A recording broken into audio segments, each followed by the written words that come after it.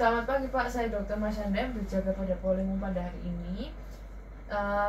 Jadi dengan Bapak siapa saya berbicara Pak? Marsha. Usianya berapa?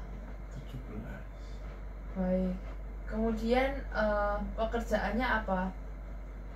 Mahasiswa. Hobinya? Main game. Oke. Kemudian Bapak datang ke sini dengan keluhan apa Pak? Tepat. Mudah lelah. Oh, mudah lelah. Mudah lelahnya disertai sesak nafas juga kah? Iya. Kemudian apa faktor yang memperberat Pak dari keluhannya ini? Saat aktivitas berat jadi pusing. Oke, jadi semakin pusing ya Pak ya. Kemudian apakah ada gejala lainnya selain ini Pak? Seperti ada sensasi lidah terbakar, perubahan kulit, kemudian pernah ada luka di sudut mulut, kemudian kukunya buram dan rapuh, atau kebiasaan makan yang aneh seperti makan es batu, suka makan es batu. Kemudian sejak kapan Pak untuk lelahnya ini? Sejak setahun. Oh, sejak setahun ya. Sejak setahun. Semakin parahnya itu baru kapan? Kemarin atau minggu lalu? Sebulan dari bulan lalu ya. Oh baik. Untuk skala keparahannya dari 1 sampai 10 berapa Pak? 9. Oke, sangat mengganggu aktivitas ya Pak ya. Baik. Kemudian kalau begitu Bapak apakah ada riwayat hemoroid atau pendarahan lainnya?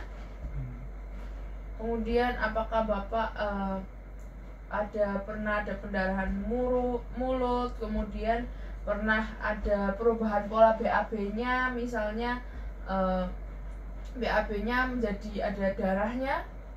Tidak ada. Kemudian apakah Bapak ini pernah ada riwayat penyakit sebelumnya, contohnya penyakit seperti bowel disease, irritable bowel disease, sakit perut Pak? Untuk penyakit lainnya seperti kanker, malnutrisi, nggak ada. Penyakit IBD juga tidak ada ya Pak ya. Kemudian apakah Bapak sedang memakai obat-obatan? Obat apa Pak? Lansoprazol. Ulang. Kemudian apakah Bapak pernah sedang menggunakan obat-obatan Pak? Apa obat apa Pak? Lansoprazol. Oh, lansoprazol ya Pak ya. Jadi untuk kemudian untuk riwayat keluarganya, apakah ada yang pernah mengalami seperti ini Pak? Tidak ada. Kemudian apakah Bapak sedang diet vegetarian atau sering minum teh?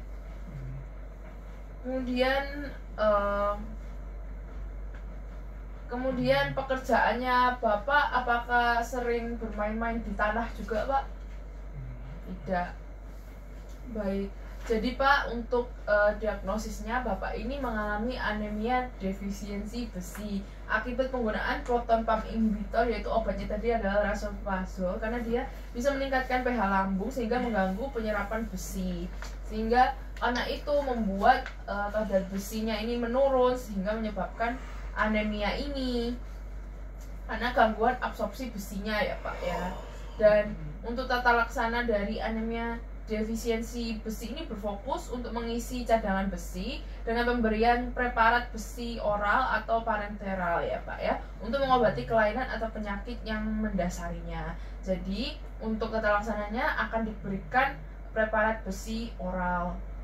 Nah, kemudian ada beberapa efek samping dari obat preparat besi oral ini ya Pak. Contohnya adalah rasa terbakar di dada, mual, kram perut, dan diare. Kemudian lokalnya bisa berupa nyeri di daerah injeksinya jika diberikan preparat besi parenteral. Kemudian reaksi sistemik bisa cepat atau lambat, contohnya seperti hipotensi, sakit kepala, malaise, urtikaria, dan anafilaktik. Namun mayoritas reaksinya adalah ringan dan sementara. Nah, kemudian setelah nanti diberikan obat, nanti akan dilakukan evaluasi terapi ya Pak ya, dimana nanti akan dilakukan monitoring retikulosit dan juga hemoglobin. Apabila pengobatan tidak berhasil, perlu dievaluasi lagi Pak untuk diagnosisnya ini apakah sudah tepat, apakah terdapat penyakit penyerta atau kepatuhan minum obatnya, kemudian tergantung juga dosisnya untuk dievaluasi lagi.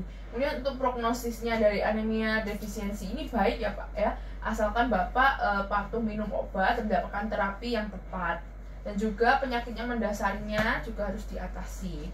Jadi berdasarkan hasil anamnesisnya, Bapak ini kesimpulannya mengalami anemia defisiensi besi akibat kurangnya absorpsi besi ya Pak ya.